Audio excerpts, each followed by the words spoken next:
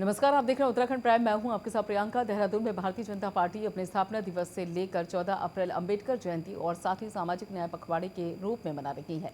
वहीं इस दौरान पार्टी ने सभी मोर्चों पर कार्यकर्ताओं को अलग अलग सेवा के कार्य सौंप दिए हैं और इस संबंध में बीजेपी प्रदेश महामंत्री खिलेंद्र चौधरी ने जानकारी देते हुए बताया कि जैसे पार्टी के स्थापना दिवस का कार्यक्रम 6 अप्रैल को बूथ स्तर तक मनाया गया, साथ ही इस पखवाड़े के दौरान युवा मोर्चा को रक्तदान शिविर लगाकर सेवा करने की जिम्मेदारी दी गई। वहीं महिला मोर्चा को अनुसूचित जाति की महिलाओं के बीच सहभोज कराने का कार्यक्रम दिया गया है।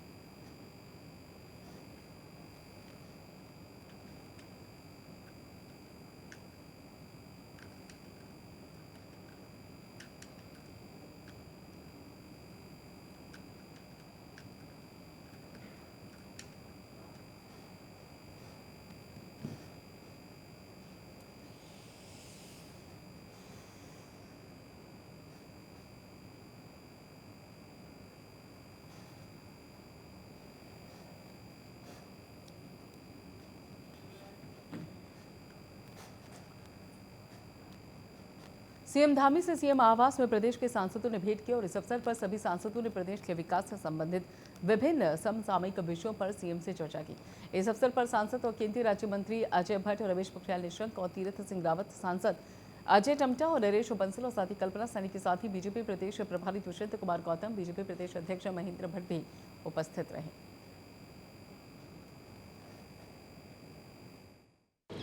मैं जाबाज टीकम सिंह नेगी जी की शहादत को नमन करता हूं और ये हमारे लिए बहुत गौरव की बात है कि ऐसे एक स्पेशल अभियान, विशेष अभियान उन्होंने पूरा किया और अपनी पूरी सेवा के दौरान अनेक ऐसे कामों को पूरा करने का उनके खाते में काम आया जो पहले तक किसी ने भी पूरा नहीं किया था उस क्षेत्र में। तो निश्चित रूप से ये हमारे लिए उनकी शहादत यहाँ परिवार के लिए, हमारे प्रदेश के लिए एक तरफ से बड़ा शोक भी है, दुख भी है, लेकिन वहीं उनकी शहादत से हम सबका सीना भी ऊंचा होता है कि उन्होंने देश के खातिर अपने प्राणों का बलिदान दिया है। राज्य सरकार की तरफ से पूरी राज्य की सरकार उनके परिवार के साथ है और उनका नाम हमेशा स्मरण में रहे। हम लोग उनकी स्मृति को याद करते रहें, हमारे नौजवान, आने वाली भावी पीढ़ी के ऐसे जाबाज जिन्होंने देश के लिए अपने आप को कुर्बान किया है, तो उनकी स्मृति भी बने रहे। उसके लिए हम लोग जो भी यहाँ पर उनके स्कूल का नाम है, सड़क का नाम है और भी जो यहाँ पर उपक्रम करने होंगे उन सभी को आगे बढ़ाएंगे।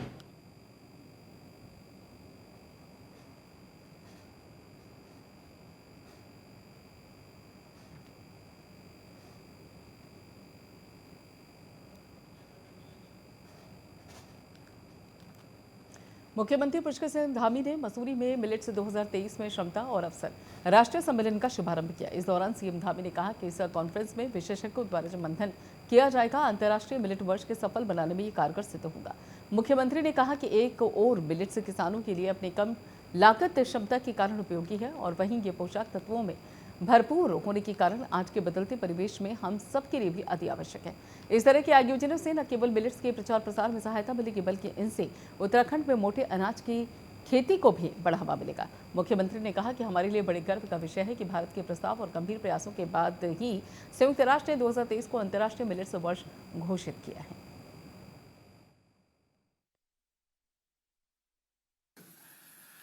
एक और जहां मिलेट्स किसानों के लिए अपनी कम लागत क्षमता के कारण उपयोगी है, वहीं पोषक तत्वों से भरपूर होने के कारण आज के बदलते परिवेश में हम सब के लिए भी अति आवश्यक है। और सच बताऊं तो जब हम मिलेट पर बहुत व्यापक चर्चा करते हैं तो एक मिलेट ही एक ऐसा अन्न है, श्री अन्न है, जिसके बारे में अभी भाई कमल जी कह रहे थे। ये श्री अन्न हर प्रकार की जो शरीर के अंदर चाहे प्रोटीन की आवश्यकता है या पोषक तत्वों की आवश्यकता है उसको पूरा करने का काम करता है। अगर दाल प्रोटीन देता है तो मिलेट जो है उस पर और जो पोषक तत्व रह जाते हैं। बहुत सारे ऐसे भी देश, ऐसे भी स्थान हैं जहाँ पर लोग केवल वेजिटेरियन खाना खाते हैं और वो वेजिटेरियन खाने में जितने प्रकार के भी पोषक तत्वों की जरूरत होती है उसको अगर कोई पूरा कर सकता है तो मिलेट्स ही पूरा कर सकता है। इसलिए मिलेट्स हमारे लिए कितना महत्वपूर्ण है, हम सब इसकी महत्ता को ठीक प्रकार से अब समझ पा रहे हैं। जब से ये नए रूप में, वैसे तो ये हमारी परंपरागत रूप से खेती भी रही है, परंपरागत रूप से, और विशेषकर से उत्तराखंड में तो ये रहा ही है। आज के आयोजन से न केवल मिलेट्स के जो प्रचार प्रसार हैं वो तेजी से बढ़ेगा, और वैसे हम लोगों ने पिछले दिनों भी एक बड़ा कार्यक्रम देहरादून में किया था जिसमें बहुत सारे समाज के अलग अलग वर्गों से सभी लोगों को आमंत्रित किया। और जो भराड़ी शहर में हमारा विधानसभा का इस बार का बजट सत्र हुआ था, उस बजट सत्र में भी हमने लगभग वहाँ पर सभी दलों के प्रतिनिधियों को, सभी सामाजिक संस्थाओं के लोगों को, पत्रकार बंधुओं को और जो भी स्थानीय लोग थे सब लोगों को वहाँ पर बुलाया था। उसके बारे में भी गणेश जी ने बताया।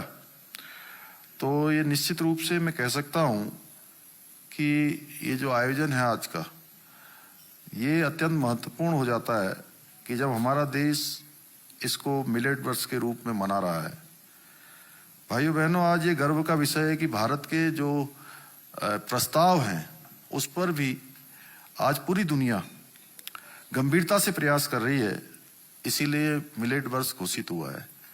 एक कालखंड वह भी था, अगर हम थोड़ा पहले चले जाएं, 2014 से पहले की बात करें तो भारत वैश्विक मंचों पर अपनी बात भी ठीक प्रकार से नहीं कर पाता था, अपने हितों की बात भी नहीं कर सकता था। आज दुनिया के अंदर कोई भी घटना घटित होती है तो पूरी दुनिया भारत के रुख का इंतजार करती है कि आखिर भारत किस प्रकार का निर्णय लेने वाला है, भारत का रुख क्या होने वाला है, भारत की सरकार क्या करने वाली है, भारत का आम बजट कैसा आने वाला है, उस पर भी पूरी दुनिया की निगाह टिकी रहती है।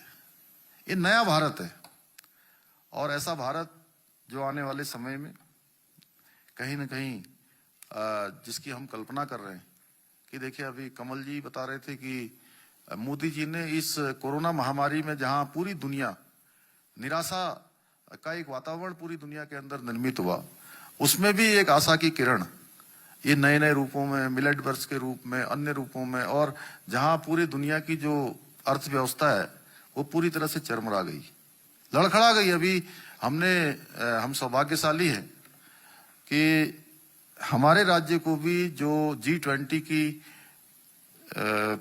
बैठक, पूरे इसकी अध्यक्षता भारत कर रहा है, पूरे देश के अंदर हो रही है।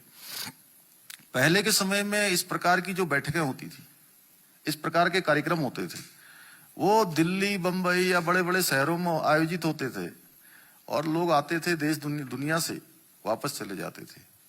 इस बार पहली बार हो रहा है कि G20 की जितनी भी सम्मेलन हो रहे हैं वो सारे सम्मेलन छोटे से छोटे स्थानों पर हो रहे हैं। और अभी हमारे यहाँ भी 3 बैठकें होनी है, जिसमें से एक बैठक हो चुकी है। रामनगर में बहुत शानदार बैठक हुई और मैं स्वयं उसमें गया, मेरी तरफ से भी सभी आए हुए प्रतिनिधियों को भोज दिया गया और उसमें एक देश के लोग नहीं पहुंचे थे वहां, अर्जेंटीना के। तो मैंने पूछा कि अर्जेंटीना के लोग क्यों नहीं आए, तो बोले कि साहब कोरोना महामारी के बाद यहाँ की अर्थव्यवस्था खराब हो गई, इसलिए वो नहीं आ पाए, आने जाने में इतना नहीं वो कर पा रहे थे, इसलिए नहीं पहुंचे। आप सोचिए कि जब अर्जेंटीना जैसे देश और भी दुनिया के देश जूझ रहे हैं, ऐसे समय में जो हमारे यहाँ उधर उत्तराखंड के सीमांत गांवों को निखारने के लिए प्रयास जारी है और इसके लिए कई कदम उठाए जा रहे हैं। आने वाले दिनों में चीन और नेपाल की सीमा से सटे उत्तराखंड के गांव की न केवल तस्वीर बदलेगी बल्कि वहां से पलायन पर भी अंकुश लग सकेगा। केंद्र सरकार का वाइब्रेंट विलेज प्रोग्राम इसकी राह सुगम बनाएगा और इसके क्रियान्वयन के लिए सरकार कार्य योजना तैयार कर रही है। इसके तहत कई विकास कार्य कराए जाएंगे जिससे वहां के लोगों को काफी फायदा पहुंचेगा और इसमें सीमांत गांव में पानी, बिजली, सड़क, शिक्षा, स्वास्थ्य, संचार जैसे मूलभूत सुविधाओं के विस्तार और आजीविका विकास पर मुख्य रूप से जोर दिया गया है।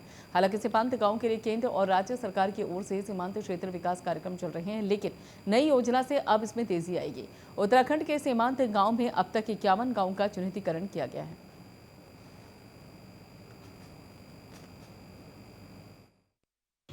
हमारे यशस्वी प्रधानमंत्री माननीय नरेंद्र भाई मोदी जी के नेतृत्व में जो सरकार चल रही है, उन्होंने जो विजन रखा है आदरणीय प्रधानमंत्री जी ने कि जो हमारे सीमावर्ती गांव हैं, वो सीमावर्ती जिनको हम अंतिम गांव बोला करते थे, उन गांवों को आदरणीय प्रधानमंत्री जी ने कहा है वो अंतिम गांव नहीं, प्रथम गांव है भारत के। और उन गांवों के विकास के लिए भारत सरकार के द्वारा एक अलग से रणनीति बनाई गई है, अलग से मास्टर प्लान तैयार किया गया है। और आगे भविष्य में जो हमारे सीमावर्ती गांव हैं वो पर्यटन के सबसे बड़े केंद्र हों और वहाँ पर सीमा दर्शन नाम से जो यात्रा चलाई जाएगी, जिससे हमें भविष्य में जो पलायन की जो समस्या है, जो सीमावर्ती गांव हमारे लगातार खाली हो रहे हैं, वहाँ पर रिवर्स पलायन हो और वहाँ का डेवलपमेंट हो और किसी प्रकार की भी सीमावर्ती क्षेत्रों में किसी की अन्य बाहरी देशों की जिस प्रकार से जो घुसपैठ की जो बातें होती रही हैं, वो भी उस पर भी नियंत्रण होगा।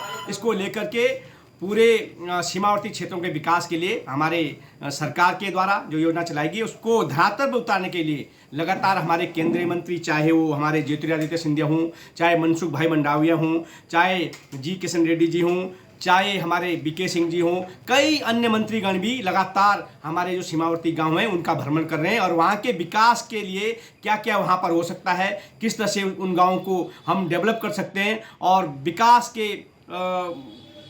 रास्ते पर उनको ला सकते हैं, ये इसकी योजना है। उधर चमोली में कोविड के बढ़ते प्रभाव को देखते हुए स्वास्थ्य महकमा तैयारियों में जुट गया है। कोविड के बचाव के लिए स्वास्थ्य विभाग ने सोमवार को मॉक ड्रिल कर लिया और जिला चिकित्सालय, उप जिला चिकित्सालय, कर्णप्रयाग, सामुदायिक स्वास्थ्य केंद्र, प्राथमिक स्वास्थ्य केंद्रों में संसाधनों और व्यवस्थाओं को परखा गया। गोपेश्वर में मुख्य चिकित्सा अधिकारी डॉक्टर आदित्य पोखरियाल के नेतृत्व में कोविड से बचाव के लिए पूर्वाभ्यास किया गया और वहीं मुख्य चिकित्सा अधिकारी डॉक्टर राजीव शर्मा ने बताया कि जनपद के सभी अस्पताल को कोविड से निपटने के लिए समुचित व्यवस्था की गई है। कोरोना के लिए पहले हम लोग सभी लहरों में पूरा कार्य कर चुके हैं, उसका एक्सपीरियंस हमारे पास है और कोरोना के लिए पूरी प्रिपेयर्डनेस है। अभी भी जो जिले में 1-2 केस हुए हैं वो आइसोलेट किए गए हैं और सक्सेसफुली वो मैनेज हो गए हैं, अब अपने घर को भी चले गए उनमें से अधिकतर। ऐसा नहीं कि कोरोना बहुत तेज़ी से बढ़ रहा है, कोरोना के इक्के दुक्के केसेस आ रहे हैं और उनके लिए पूरा सिस्टम पूरी तरह से तैयार है। इसके लिए शासन स्तर से, माननीय मंत्री जी के स्तर से, उसके बाद शासन स्तर से, डीजी स्तर से, सीएमओ स्तर से सारी तैयारियां की जा चुकी हैं, मीटिंग्स ली जा चुकी हैं और हमारे पास जो ऑक्सीजन प्लांट्स हैं, आज और कल भी उसकी मॉक ड्रिल चल रही है और हमारे पास oxygen beds, medicines, covid appropriate behaviour के लिए सबको बता दिया गया है। यात्रा में भी हम कोविड अप्रोप्रिएट बिहेवियर का पालन करवाएंगे और दवाइयाँ का पूरा स्टॉक तैयार है। उधर पशुपालन विभाग उत्तराखंड द्वारा केंद्र वित्त पोषित योजना हेल्प का शुभारंभ किया गया और इस कार्यक्रम के तहत स्वयं सहायता समूह की महिलाओं को हेल्प यानी कि पशु सखी के तौर पर प्रशिक्षित किया जाएगा और राज्य में जानवरों की सुरक्षा, उनका उपलब्ध किए जाने वाले पौष्टिक आहार, साथ ही जानवरों के स्वास्थ्य के प्रति लोगों को सचेत किए जाने के लिए प्रशिक्षण भी दिया जाएगा। ग्रामीण विकास विभाग द्वारा सभी पशु सखियों को प्रशिक्षित किया जाएगा। कार्यक्रम के दौरान उत्तराखंड के मुख्यमंत्री पुष्कर सिंह धामी ने कार्यक्रम में उपस्थित 24 पशु सखियों को हेल्प किट देकर सम्मानित भी किया।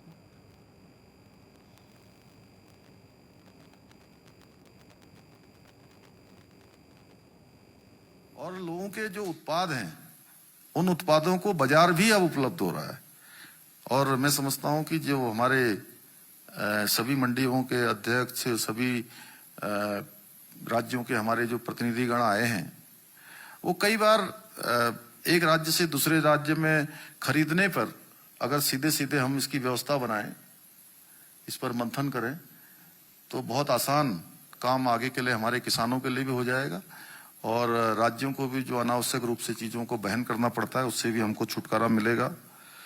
हम प्रधानमंत्री जी का धन्यवाद करना चाहते हैं कि ये श्री अन्न उन्होंने आज संपूर्ण दुनिया का श्री अन्न बना दिया, जो केवल पहले भारत में श्री अन्न की संज्ञा दी जाती थी। और मैं आप सबसे कहना चाहता हूं कि उनके इसी संकल्प को आगे बढ़ाते हुए हमें सिद्धि तक इसको पहुंचाना है। श्री अन्न केवल खेती तक ही सीमित न रहे, खाने तक ही सीमित न रहे। जो लोग भारत की परंपराओं से परिचित हैं वो जानते हैं कि हमारे यहाँ किसी के आगे श्री नहीं जुड़ता है।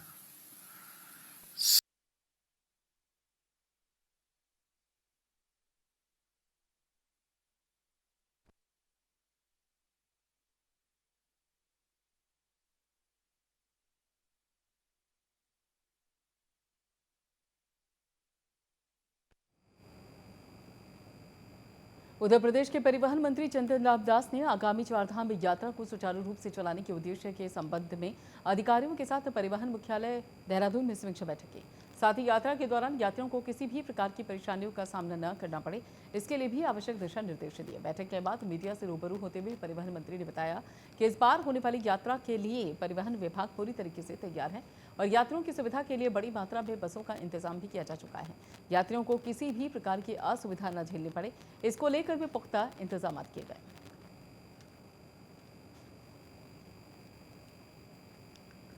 इस बार हमने अपने सभी अधिकारियों को निर्देशित दिए हैं, सचल दलों का गठन किया है। हम खुद छापेमारी करेंगे और जो हमारे पास सुझाव आएंगे उस पर अमल करेंगे और आवश्यकता पड़ेगी तो कठोर कार्रवाई भी करेंगे। किस तरीके से सर कोई सुझाव आपको दे सकता है या किस तरीके से आप तक पहुंच सकता है कि अगर हम मोबाइल फोन के माध्यम से आप कर सकते हैं, आप हमारे यहाँ के इंटरनेट के माध्यम से कर सकते हैं, हमारे नोडल अधिकारी हैं उनके माध्यम से कर सकते हैं। यहाँ सहायता केंद्र भी हमने खोल रखा, उसके माध्यम से भी कर सकते हैं। आवश्यकता पड़े तो मुझसे भी सीधे बात कर सकते हैं।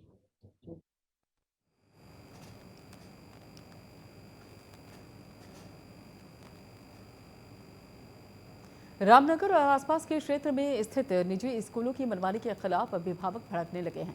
वहीं आक्रोशित अभिभावकों का आरोप है कि निजी स्कूल संचालक एनसीईआरटी की किताबें न देकर प्राइवेट किताब दे रहे हैं, जिससे अभिभावकों पर आर्थिक बोझ बढ़ रहा है।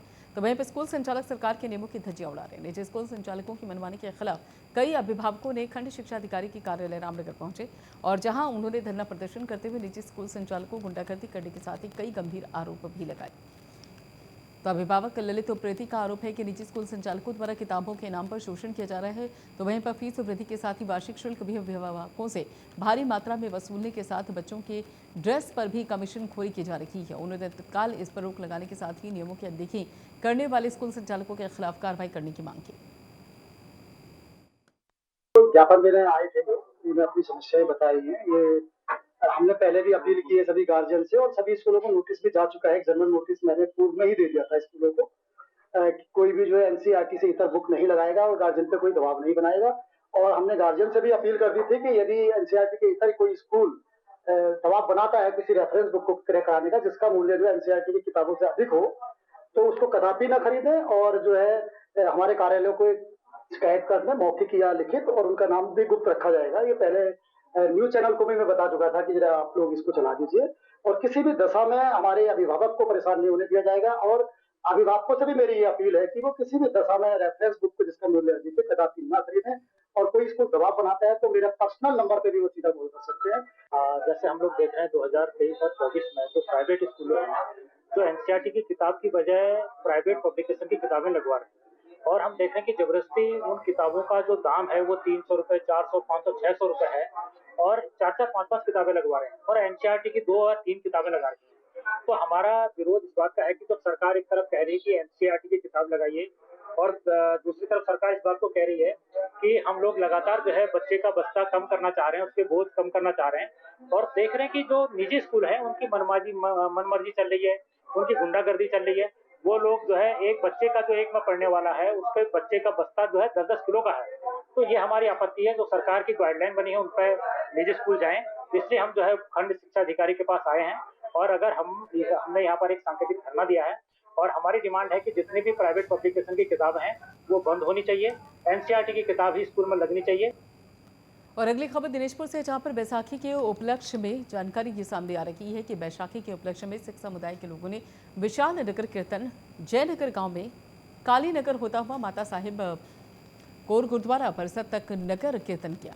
वहीं माता साहिब कौर गुरुद्वारा परिसर में 3 दिवसीय कार्यक्रम आयोजित किया जा रहा है, जिसमें बड़ी संख्या में श्रद्धालु पहुंचे और 3 दिनों तक कथा कीर्तन, विशाल भंडारा और मेले का आयोजन किया गया। इस मौके पर बलजीत सिंह ने बताया कि गतका सिख युद्ध कला है, जो कि पारंपरिक रूप से सिखों को गुरु गोविंद सिंह से पूर्व भी अन्य गुरुओं ने सिखाई थी और उसी का प्रदर्शन इस नगर कीर्तन के माध्यम से किया गया। दिनेशपुर के पूर्व चेयरमैन काबल सिंह ने बताया कि नगर कीर्तन में सभी धर्म जाति समुदाय के लोग शामिल हुए और इसमें सभी राजनीतिक दलों, सामाजिक संस्थाओं और सामाजिक कार्यकर्ताओं के साथ ही क्षेत्र के सभी श्रद्धालु भी शामिल हुए हैं।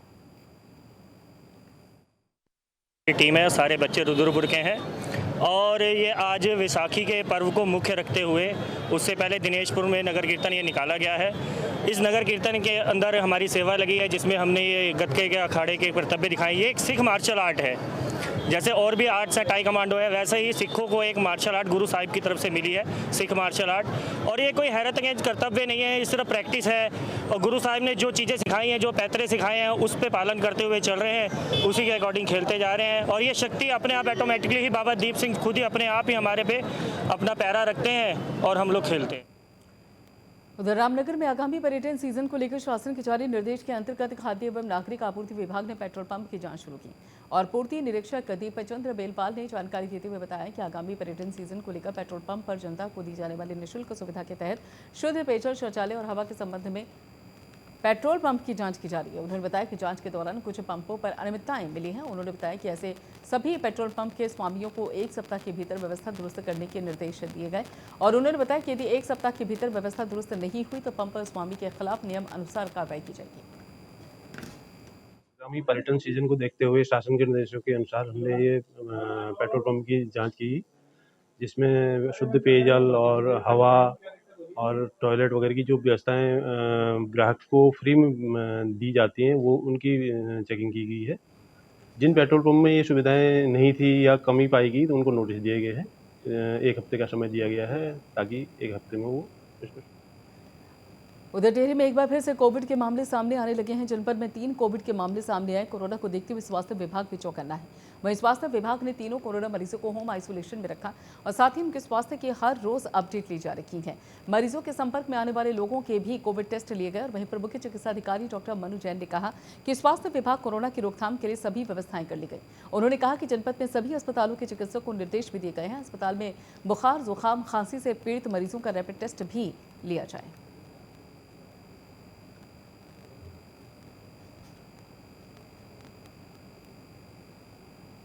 उधर लोकसभा चुनाव की तैयारियों में बीजेपी अपनी शक्ति को जुटाने में लग गई है और बीजेपी ने सक्रियता के साथ ही कमजोर बूथ के सशक्तिकरण के अभियान के लिए अपने कार्यकर्ताओं से कह दिया गया है। वहीं सीएम पुष्कर सिंह धामी के साथ ही बीजेपी सांसदों की बैठक हुई, जिसमें मन की बात कार्यक्रम को लेकर भी रूपरेखा तैयार की गई। दरअसल लोकसभा चुनाव में इस बार बीजेपी जीत की हैट्रिक लगाने की कवायद में जुटी हुई है और इसी के मद्देनजर बीजेपी का पूरा फोकस चुनाव पर है। बीजेपी प्रदेश अध्यक्ष महेश भट्ट का कहना है कि मुख्यमंत्री पुष्कर सिंह धामी के साथ हुई सांसदों की बैठक काफी महत्वपूर्ण है।